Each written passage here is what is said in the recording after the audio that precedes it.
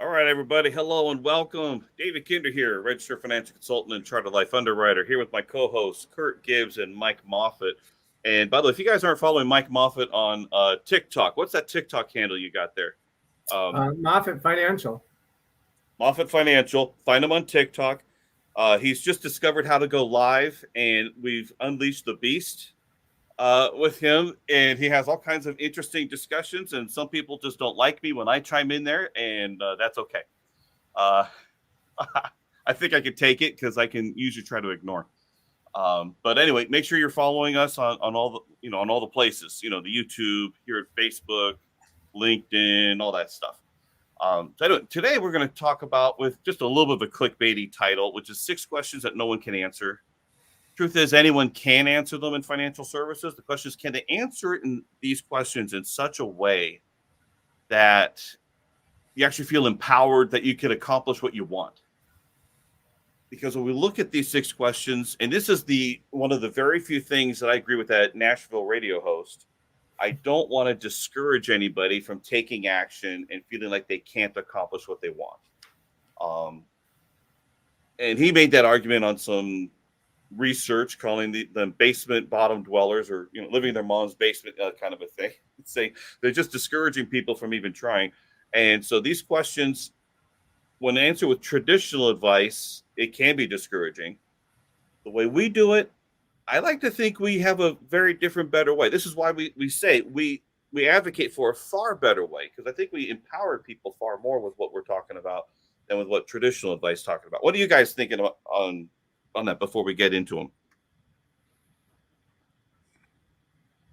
Go ahead, Mike. I was going to let you go, but um, yeah, I think that, there's a lot of things that people might overlook or that they really don't understand when they're planning for their retirement and financial, future and things like that. So I think that a lot of the things that we're going to go over are good questions that everybody should ask themselves. And I don't, like you said, I don't necessarily know that there's an answer that you can exactly give, and it's certainly not a one size fits all answer to some of these questions. But they're good questions to ask yourself, and the goal may be even adjusted up and down, or what have you, throughout time as you get closer to that. But these are at least questions that you can sort of start thinking about and saying, how would I answer that, and how does this apply to me, and start taking that and applying it to how you see yourself retiring, or taking advantage of things in the future. Mm-hmm.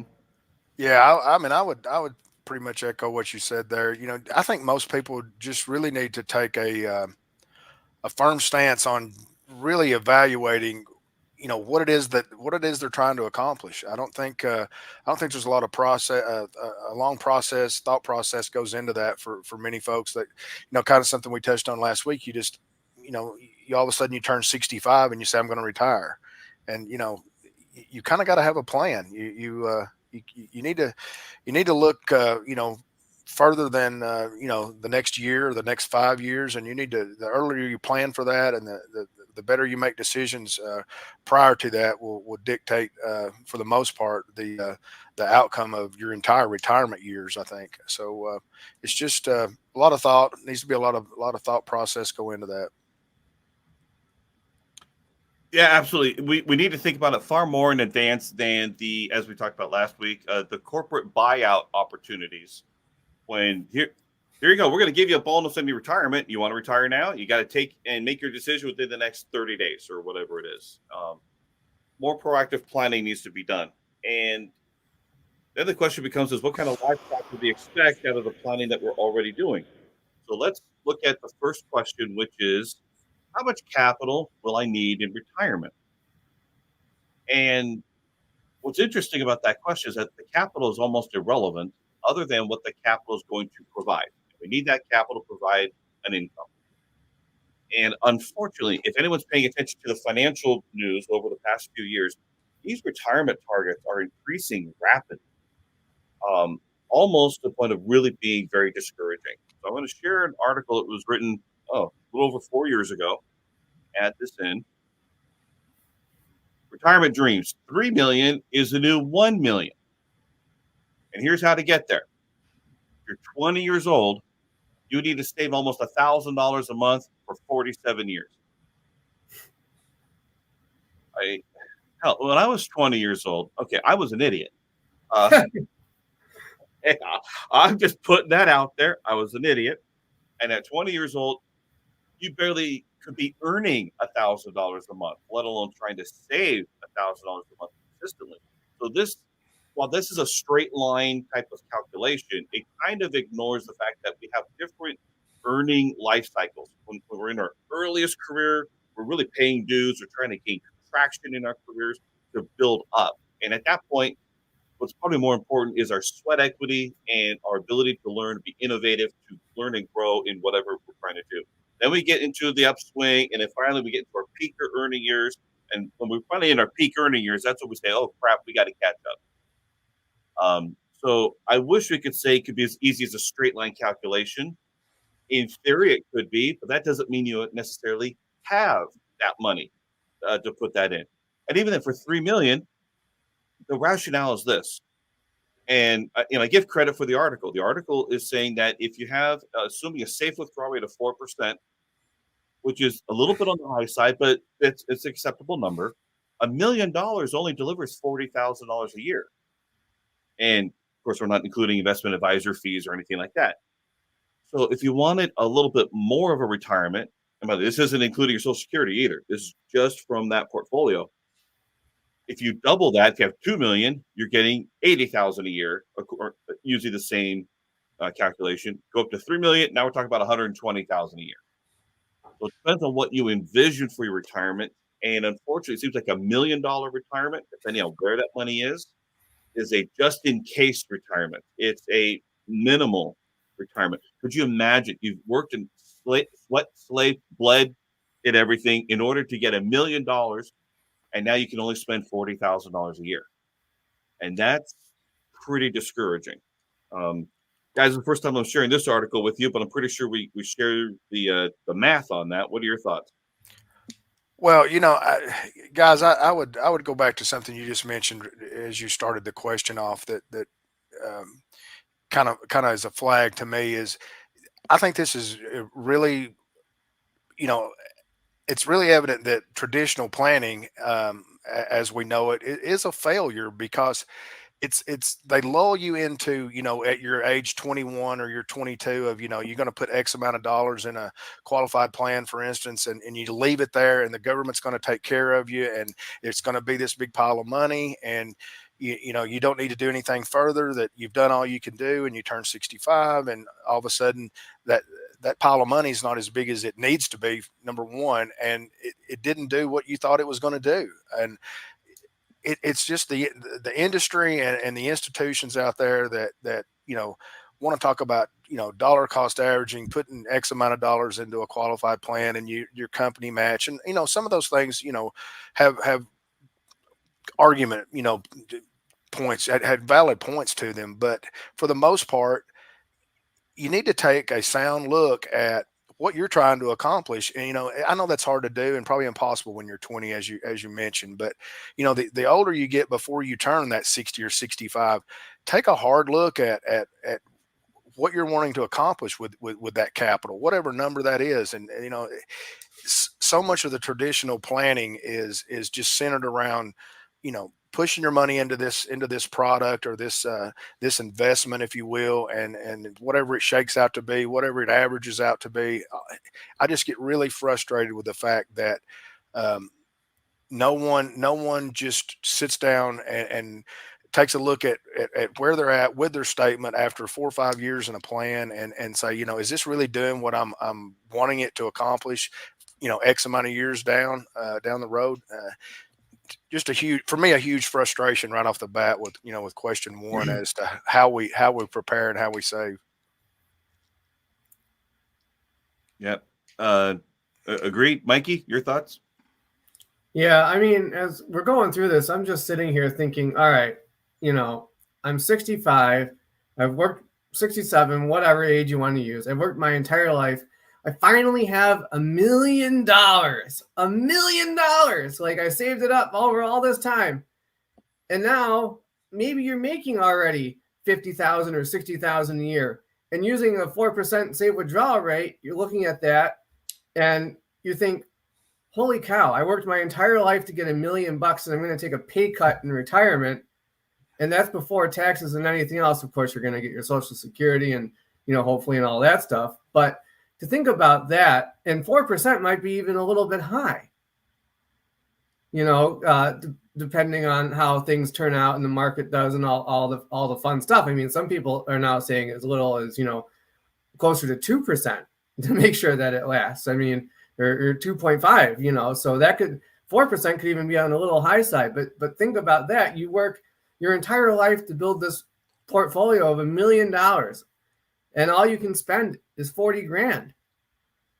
I mean, that's, at a safe withdrawal rate, that's pretty depressing if you ask me. I mean, that's, a kid at McDonald's is making $20 an hour almost, which is like 40 grand a year. I mean, you're going to retire on what this, burger flipping kid is going to make. So it's like, I agree, Kurt. I mean, that to me, that sounds like a failure, and that's what we've been told, is to put this money in this account and then it'll just hopefully earn money and you can retire using this. And I don't know if you look at those numbers, even at 3 million, you're still at 120,000, which is of course a lot better, right? It's all 3 times the amount of money, but you work your entire life to retire on that. I mean, I don't know. I think I just had a round of depression or something. That's really bad.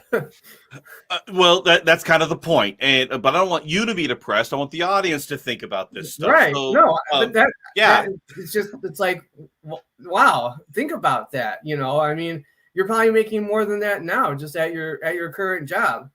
And, if you're struggling to pay the bills now, how on God's green earth are you going to pay the bills, once you quit working? So, well, that brings up the second question, which is how much more do you need to reach the goal? And that's the part that depresses me. Go ahead, Kurt. You got something there. The other thing is, I think the majority of people really don't even understand the concept of what we just talked about. What you just mentioned, Mike, was the safe withdrawal rate. Most people don't even that's not even figured into the equation of what does that really mean to them? You mean you're telling me I can only take 4% out of my account value, and if I take more than that, I'm going to be short. I'm going to have a shortfall at age 77, 81, whatever that turns out to be. Most people don't even understand the concept of how that really plays into, for instance, the $1 million portfolio. That's kind of been the baseline that we use numbers off of, is the $1 million portfolio, for simple math and for math reasons. And, you figure in 1% advisor fees and $50,000 withdrawals. And, your advisor gets, he's basically getting a quarter, a quarter of that every time you make a withdrawal, annually out of that. If you're taking, say, an annual withdrawal, just for round numbers. But that's the frustration with me, as if they had set you down at 25 years old and your plan administrator said, now, Mr. Employee or Miss Employee, here's what we have for you. And you can put $10,000 a year in this until you each reach, X age. And then you can bump that contribution up and you can catch up. And once you catch up, you're going to have an average of this with these funds and this, but you can't touch this to your 59 and a half. I want you to keep that in mind. Things like that are just, it's unfair, but at the same time, it's the traditional way. It's the traditional planning. It's really what have retirees that are looking to retire at a certain age. And especially now with the way the markets have been over the last, let's just say 20 years, that last 10 years have been a great, a great lick, if you will, for people that have been into qualified plans. Their values have been up. But I'll take you back to 2008. It's the year that I talk about more than anything, because it was personal for me. You take a 28 to a 35% drop in your account value, and you're, at that time, 38 years old, and you're thinking you were doing this right, this entire time. that's when the light bulb clicked for me that there's got to be a better way. We advocate for that better way, and we can destroy that 4% withdrawal rate with the strategies that we advocate for, and that we know is a proven system and a proven method of really building wealth the way it should be built. And that's off the sound principle with proof and math to back that up. I doubt that there's any HR person that knows how to use one of these. Oh no, absolutely not. They just don't know. And by the way, what's interesting is that even here in California, they finally passed a law that there's going to be financial literacy being taught in schools now. And that's been happening in more places. I think Florida was the first state to put that in. So, hey, California is right behind Florida on something. Go figure on that. But what's interesting is, on my YouTube channel, I've got a tutorial on how to use one of these things. It happens to be, it's funny. It's one of my most popular videos these days because people are buying this calculator and they don't know how to use it. But it feeds right into this question right here on the screen. How much more money do you need to save in order to reach your capital accumulation goals? And just like that other article, you need to save $1,000 a month from the age of 20 for the next 47 years to reach 3 million. I'm assuming probably a 9% rate of return. I don't know what the rate of return it's at 6% rate of return. So that's a conservative figure, which is good. But man, no one is going to be able to save that much initially. Now, unless you're very high earning, which is great, and we love high earners. We do very well with high earners because we help them save even more efficiently. But I still look at people who are just getting started in life, people who are emerging into their careers and growing in their careers, and they're looking back and say, "How the hell am I going to be able to retire the way I want to on my terms?" Well, it's so depressing on that. It is, and as well, life happens between those 20 and 25 and 45 and 50-year ages. So it's the industry traditional planning makes it easy to lull yourself, if you will, into that. Here's what everyone else does. That's what I'm going to do. I'm rolling my dice, and I'm going to hope that that the last 10 years of my retirement or pre-retirement turns out like my dad's or my mom's, and their account did very well. But for those people that are going to fall into that 1 year that could set them back 5, 6, 7 years, as I mentioned in a previous episode about one of the other clients, that it forced them to work a lot longer simply because the system, as you would call it, didn't take care of them like they thought it was going to. Yeah, by the way, Kurt, I don't know if it's you or me. I know that there's been a lot of internet power outages, so you phased out just a little bit there, just so you know. But we're going to keep on going here. But when you were talking, it reminded me of the fact that it's not just past performance. I want to share my screen here on something. It just reminded me of this. Come on, computer. Here we go. And this is something I mentioned in my original. I put this together about 10 years ago, and let me share it here because I keep forgetting to hit that button. Modern portfolio theory does assume that past performance is an indication of future results, even though no disclosure ever says that. And I need to show this bigger so I can have this really show up right on the screen. Yeah, I was going to tell you if you can blow that up, people can see it. Yeah. I'm going to remove and then reshare because this is important. Share screen again and window. Here we go. Okay. And add to stage. There we go. Okay. So there's the problems with modern portfolio theory. And modern portfolio assumes that past performance is an indication of future results. And yet every disclosure says past performance is no guarantee of future results. And I'm going to move this again here. There we go. Because this is important. This assumes that life continues with no changes, including the economy. So when we're looking at the past, we're assuming that the political environment of all those past returns continues, and that has not been the truth. We're looking at the demographics. Well, demographics has changed in terms of their spending patterns because we have an older population. The older the population gets, the less they spend. So that's going to have an impact on the economy. Economic policy from Washington. Again, that ties into the political stuff, but that makes an impact. And economic indicators. All of that changes, which means that whenever we're looking at the past, it doesn't matter in a way. The only thing that I can gather from the past, looking at past returns, is that the American economy is generally very resilient. We're going to find a way to bring about returns because that's what the spirit of America is about. But that doesn't mean that it's going to guarantee everything. Quite frankly, the American economy succeeds despite a lot of some of these economic policies out there. So some people say, well, this political administration works better than that one, or that one works better. We all have our different arguments. We all have our different beliefs. But the fact is that we continue to succeed despite it until, and I think of that movie and the book, think of the movie first, but Atlas Shrugged. As soon as the American economy says, forget it, I'm tired of even trying, that's when everything else is going to fall apart. I think we're a long way away from that kind of issue there, but who knows? But not everything stays the same consistently in terms of looking at the past and how things going forward in the future with the companies that we're investing in. Which brings up question 3, which is, do we have an investment methodology for the greatest success with the least amount of risk? And that's such a key question because we're talking about some pretty big numbers here. We're talking about for middle income, middle America, which in a way doesn't really exist in California much. California, you've got poverty and you've got well-off.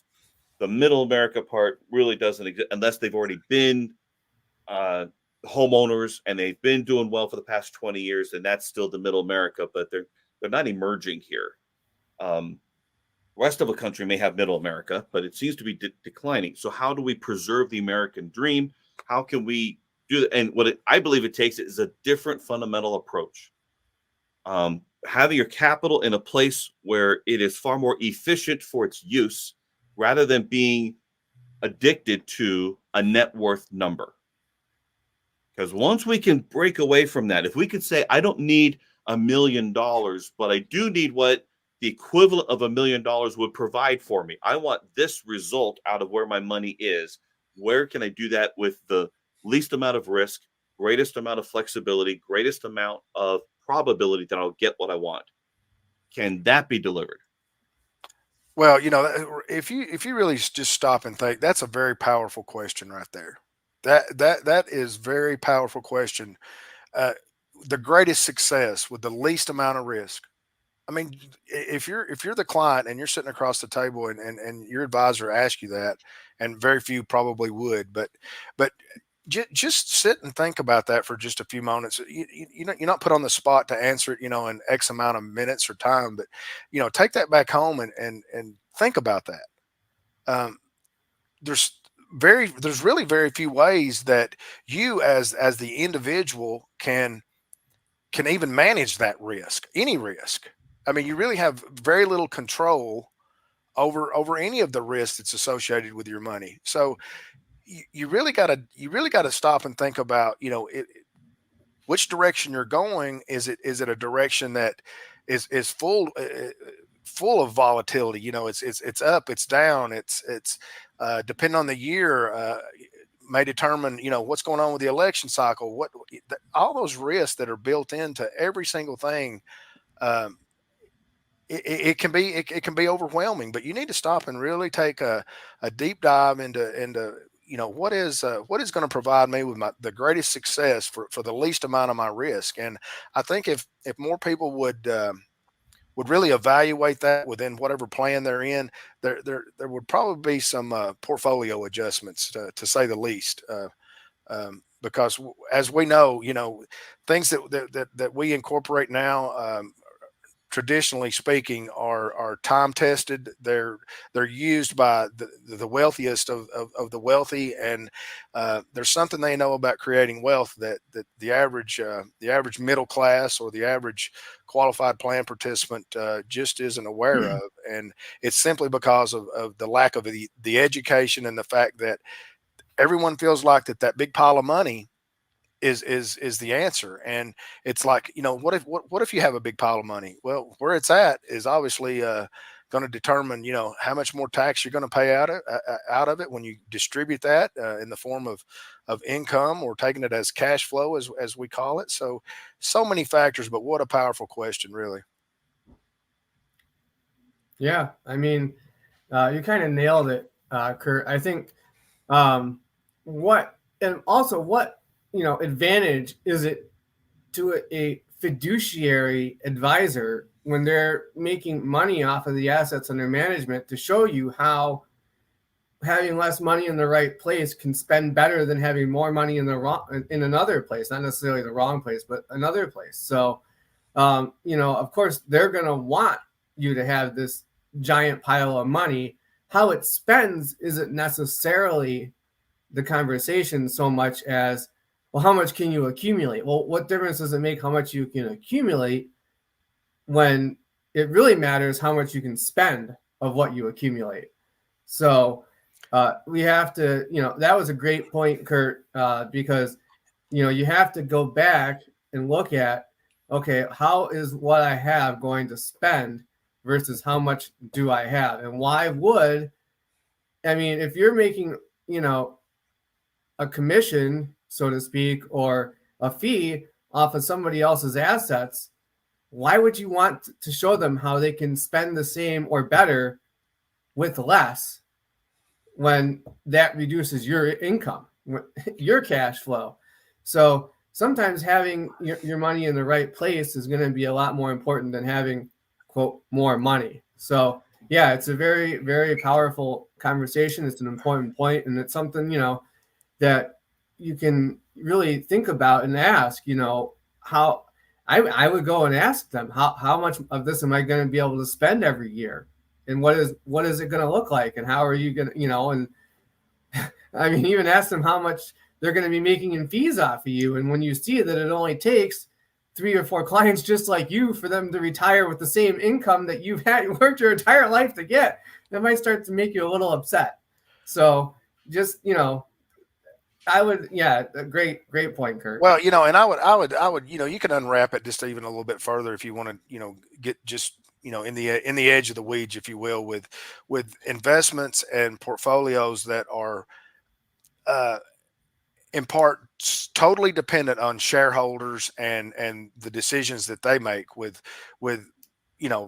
portfolios and fund managers and what they do to support their bottom line, which is why we obviously, support the mutual insurance companies out there that have a vested interest in, in you as the client and the individual, and the decision-making process is managed risk over, pooled over many years and several avenues that they utilize to create revenue and to make themselves profitable, and which gets passed on to you. And I think that's the biggest draw to me to what we're doing, is the fact that you do have ownership and what's going on within your plan. And if you got to answer to the shareholder board and it's a mutual fund company, it's too many pieces of the pie are involved in that type plan. And I think if more people understood the risks that are taken with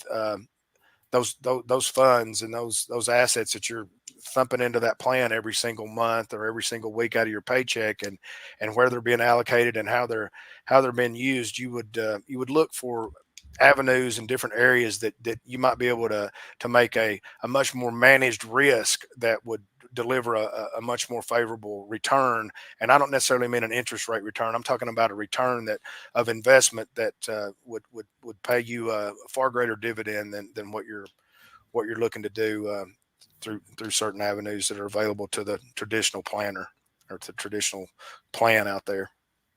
And admittedly, the fiduciaries sales pitch, you might say fiduciaries are selling. Yes, they're selling. And fiduciary sales pitch is they're going to share with you their brochure. It's the ADV Part 2. That's a required disclosure. They're going to say, here's how much in assets under management we have, which implies the amount of trust they have with all of the different people, because they not only disclose the assets under management they have, they also disclose how many clients they have in the different categories of clients that they have. And so, Sparky there is really annoyed with that, because it feeds into the thing that, the more assets they have, the more they're trusted. And what I want to say, be able to do is we got to decouple that assets under management does not mean that they are in the best place for them to achieve their goals. And it's a hard thing to try to decouple there in the mentality. We try to do it. And sometimes we get clients that start to see, this is the game for what it's being played as. And when we're able to get that, when the client finally says, aha, I get it. Oh, it's the most beautiful thing. It's far better than whenever they sign and write the checks for the things that we do. It's when they get it. And it's the most amazing feeling and amazing time when the client's eyes are open and they start seeing the patterns of the system that's being used, that we believe is being used against them, against their best interest. So let's go on because we're running lower on time here. Question number 4. Here's another great question. Is it your goal and intention that every year you're working or that you're in business that you want to earn more each and every year? And why is that important? Well, that's important because we need to look at taxation, because the more successful you are, the more taxed you are. And I'm only here in California. It's not like we don't know anything about taxes here. I mean, they increase taxes like it's crack.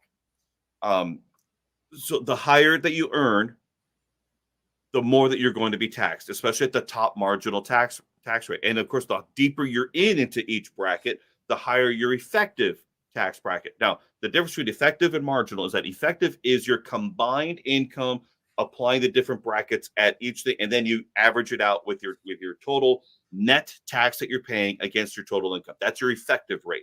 The marginal rate is the last dollar that's being stacked on top of all of that, and what is that being calculated at for that transaction. So that's the difference between effective and marginal. But it's important that if we're looking at how successful we're becoming, shouldn't that play a role in how we make our wealth building decisions? And that doesn't always happen. We don't necessarily question what we've been doing, assuming we've been starting from age 20. Again, most of us at age 20 are idiots. So if we're doing the same things all that time, are we making new adjustments to where we're placing our wealth, depending on how successful we are becoming? Kurt, you got a thought? I heard that. Well, yeah. I mean, I socialize quite a bit with people, and I'm not afraid to strike up a conversation about anything, whether it's, at the gas pump or in line for coffee or, wherever that may be. And, I recently heard a conversation, actually another advisor that's local in town that I don't know the guy, but I do know of him. And, I saw him talking to this lady that was probably in their mid to late 50s or, maybe 60, whatever. And it's amazing to me how many traditional planning methods are centered around the fact that you're going to be in a lower tax bracket when you retire. And they think that that's okay. The client thinks that's okay because they don't understand the difference between income and how it's taxed and cash flow that isn't. And, if you can get more cash flow from your income and pay less tax on it, why would you not want to do that? Why would you not take a look at that? And the lady, after she sat down with the gentleman and got up to leave, I wanted to say a lot to her, but I watched her go to the garbage can, and she had been given a prospectus and she just tossed it in the garbage. And it's simply because there's so much that she don't understand that it didn't do her any good to take a look at that. I saw her fumble through it for another 10 or 15 minutes at the table, and it was probably so overwhelming that she just said, I'll just do whatever he says, and that's kind of the mentality. I feel like that's what happens to a lot of people, that they just they get told that we're going to take care of you, we're going to do this, and you're going to be in a lower tax bracket when you retire. Well, doesn't that mean less money? I mean, who wants less money when they retire? You want that to be the maximum amount of cash flow that's going to deliver to the most inflation adjusted income that you can gather from your portfolio. And that big pile of money without an exit strategy is really not worth what you think it is. Well, you took the words right out of my mouth almost, because the only way to retire in a lower tax bracket is to have less income. And who wants less income? That doesn't even, nobody wants to have less money. That doesn't make sense. And like I said before, if when you're working, if you're getting close to retirement and you're struggling to pay your bills, and your advisor says, "Oh, don't worry about it. You're just going to retire in a lower tax bracket." Well, ask him, "How in the heck do you think I'm going to retire in a lower tax bracket if I have the same income?" It doesn't compute. So the only way to retire in a lower tax bracket is to have less income. And like we said before, if taxes go up, which they almost have to, that's going to make the situation even worse, because in theory, now you're going to have to pull more money because it's taxed more to have the same income. So now the head's eating the tail, because now you can just throw the safe withdrawal rate away, because now you got to pull out more money just to have the same income as you had before due to a higher tax rate. So that's why they tell you gotta you retire in a lower tax bracket. Well, that only works if you have less income. And who wants to have less income? You're supposed to retire and enjoy your retirement, not hopefully you don't want to retire and just sit at home and do nothing and eat cans of soup or something. You worked hard to right? You're depressing me here, Mike. Yeah, I mean, and we talked at the beginning. You were starting to get depressed. You're keeping that theme here. I should put that background music we were experimenting with again, with how doom and gloom it could be, right? Yeah, and most advisors just continue on with the same mantra of the government from handcuffing you with your money. I mean, they want you spending the least amount out of your portfolio because it benefits them. The government doesn't want you to touch it until they can get their hands on the RMD portion of it, at whatever age that is. And, they want to extend it like they did a few years ago. Do you think they did that for your benefit? That was solely a government play to increase the amount of revenue they're going to generate from your portfolio. And it's just gotta, look, listen, be aware. You got to be more proactive as the client out there, and ask more questions, just like this series of questions that we got here. And these are powerful questions. These are questions that we start our conversations off within our group. And it's just it's an eye opener for most people that we sit down and have these conversations with. And like you mentioned earlier, David, it's the ability to get someone thinking a little bit more about it and really dialing into, I never thought of it this way, or maybe there is a better way than the traditional way that I've kind of been led down the road to believe. And it's just powerful. Just another question that is really good to ask. Well, we're low on time. I got two more questions, but the more that we're thinking about, I got something new that's coming to my mind, because this is really how do you boil a frog, right? We've all heard that. And what you do is you put the frog in the cold water and then you turn up the heat slowly, because if you do it too quickly, the frog jumps out. Well, not only can we look at the history of tax brackets, I'm looking at the agenda of everything. Your qualified plan is a bond to the government. We are the bond for the government, and the government gets to dictate all the terms, including the taxes when you pull it out, including what you get to invest it in. They get to determine what is a disqualified transaction or a prohibited transaction. There's all these things. And when I'm looking at it, we were talking about this last night, the Secure Act 2.0, that you get to now over time. The age you start minimum required distributions is going to go up to as high as age 75. Well, why is that? Because the government wants to maximize its return on your bond to them. That's what's going on. And so they're going to increase the time that you have to take that minimum distribution. But guess what? If you have to wait to take it out, then what happens if you pass away before then?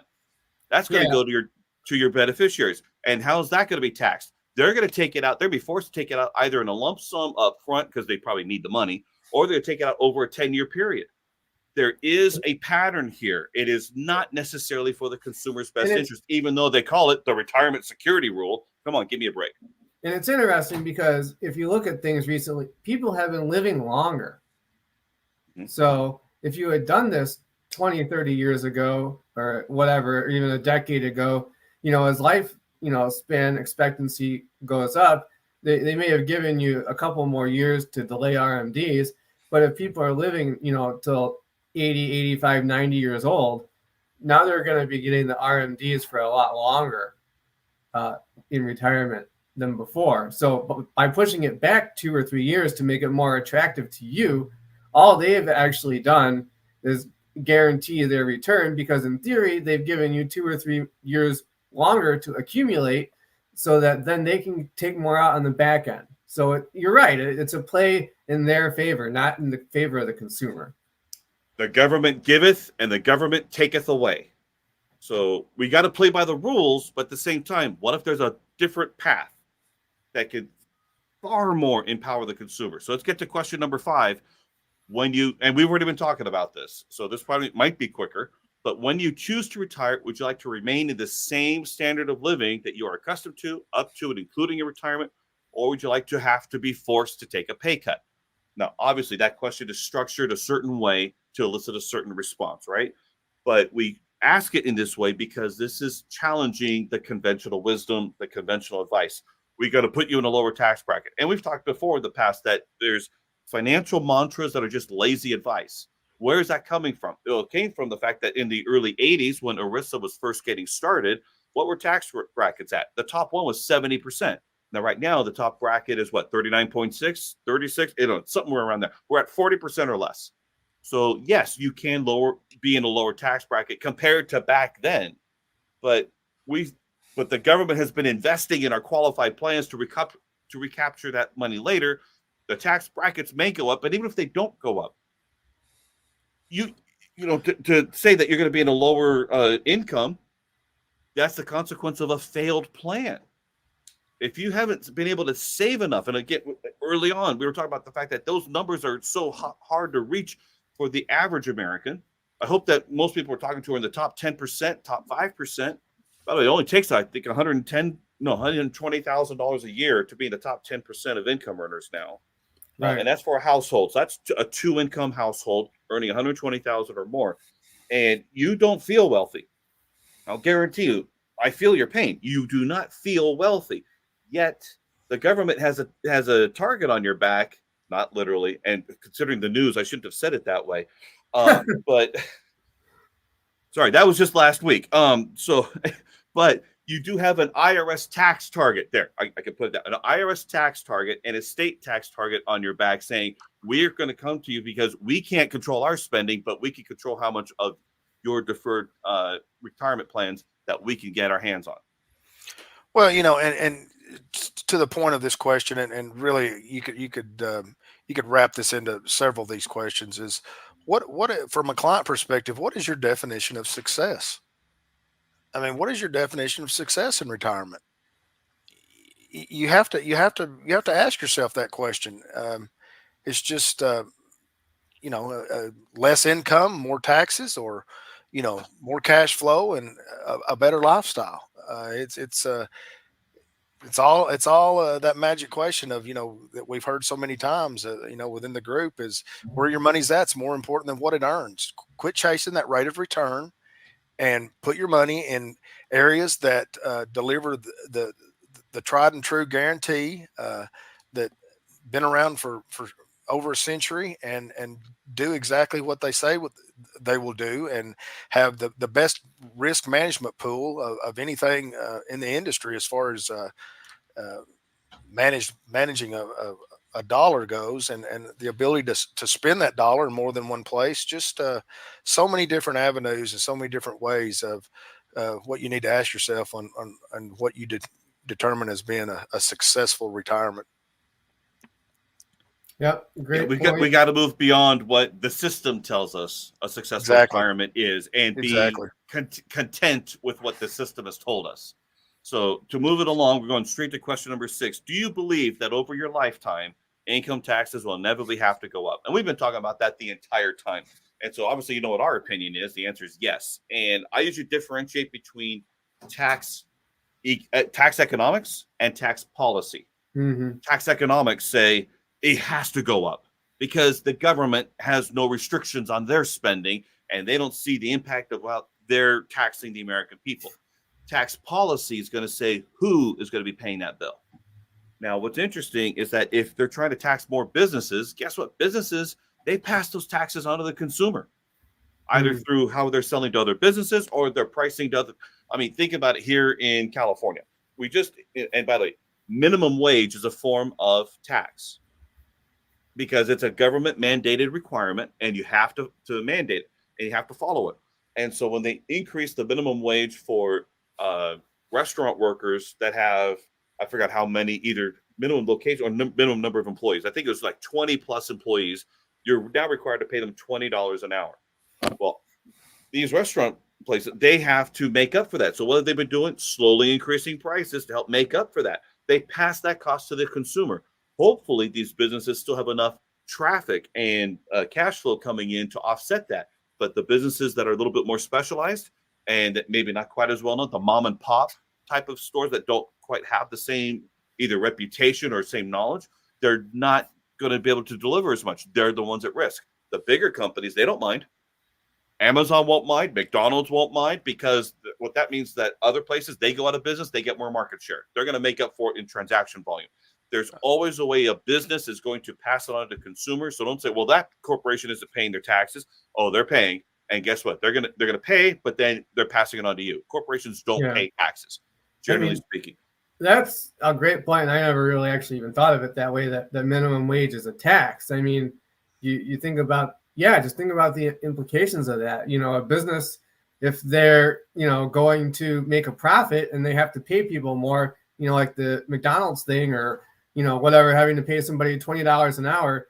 Okay, well, it's not necessarily it's more of a tax on the consumer, because now the consumer has to pay a higher price because the business has to offset that cost somehow. So when you have a minimum wage, instead of, the business and the, economy determining what a wage should be for something or what an employee is worth, when the government mandates that you have to pay somebody a minimum wage. Now, I don't, don't take this the wrong way. I everybody should be paid a fair wage, and, all this stuff, and, in some ways, maybe minimum wage is good. But when you really take a look at it, it is actually a tax, because now you have to at least pay this much. And so the cost of goods and services and everything has to go up to meet at least that standard. So, it's a great point, and it is a form of a tax. And as far as, I think we've said this 1,000 times on the podcast, but all of us, I think on here would agree that taxes have to go up at some point. What that looks like or how it affects people is, maybe a different conversation. But, when we have as much debt as we do, and we have all of the, expenditures and things going on, at some point there's going to be a day of reckoning at some point, and we're going to have to pay these bills. So they're going to have to pay them somehow. So they're going to have to make a tax in some way in order to pay it. So how it all looks and how it all works out, that's a different conversation altogether. And, what kind of taxes they can implement, and, how things go and stuff like that. But I think I would agree taxes have to go up at some point. How much did they go up? That's a conversation for another day. How do they do it? That's a conversation for another day. But, it's just inevitable. We're in the lowest tax bracket, basically, or tax rate that this country's ever been in historically, for the most part, and we have the most debt that we've ever had. So those two things no compute. They don't go together. So something has to give somewhere, and I think it's going to come to a head, and it's going to be a problem at some point. Yeah, and I mean, think about tax. Let me get this one, because it's top of my mind right now. But if we think about taxes being a tax on the wealthier people, including companies, and then they're going to trickle it down to increase the cost of goods and services. Inflation is the tax on the poor and the middle class. That's the greatest tax that they pay, because they're more consumer oriented. And then everything else is an actual mandated tax imposed by the tax code. So believe me, everybody's going to pay. You're just not necessarily going to pay it as a tax. It's going to be paid as inflation. You go to the grocery store. Believe me, I noticed the price of, I buy a little Rice-A-Roni thing. It used to be $1. Now it's like $1.50. That's a 50% increase, or is there 33%? Whatever. It's a higher percentage. That it just, I've noticed that I'm like, damn, they're really trying to get me. I think of a store branded 2-liter bottle of soda used to be $1. Now it's $1.25. 25% increase. Gee whiz. Everything is going up. So I don't care what the metrics say. Inflation is a tax. Taxes are a tax. Everybody's going to pay. No one's exempt. Yeah, there's hidden taxes everywhere. You just don't, really think about it and realize it, but they're everywhere. Go ahead, Kurt. Well, I was just gonna, really echo kind of what you said there, and the thing too is that we just get once again we get lulled into this, you know, deferred, and then deduct it. We hear, and the fact that taxes are lower now than they've ever been. What would it? The simple common sense question is, would it not make better sound financial sense to look at ways that you could pay the least amount of tax now and never be taxed in those retirement years? We have ways to do that, and your traditional financial planner is not going to talk to you about those things. Number one, and number two, and number three are the same for him. It does not benefit him to educate you and tell you how to spend your money. It benefits him to get that pile of money, keep that pile of money, and never tell you an exit strategy that shows you how to distribute that money and spend the money that you've worked 25, 30, 35, 40, even sometimes maybe 50 years of accumulating, how to spend that the most efficiently and live the retirement that you want, not the one that you can afford. And we'll just end it off with this, that not only can we help people accumulate the money where it can be more efficiently spent, but you can still have access to it and take advantage of all these issues that have been going on in the economy. It's because you're not locked out of your money. You're not locked out from taxes and penalties. You have liquidity that you can be able to take advantage of opportunities from other people who might not have planned so proactively. But when you proactively plan for liquidity as well as efficient spending in retirement, it changes the whole game entirely. This is why we changed the way we used to think and the kind of advice we give, because we want to put consumers in a far more empowering position than they've ever been. Real quick, Alonzo, appreciate you. Salute to you. And we're going to wrap this up. Thank you all so much for tuning in and watching, and we'll catch you all next week.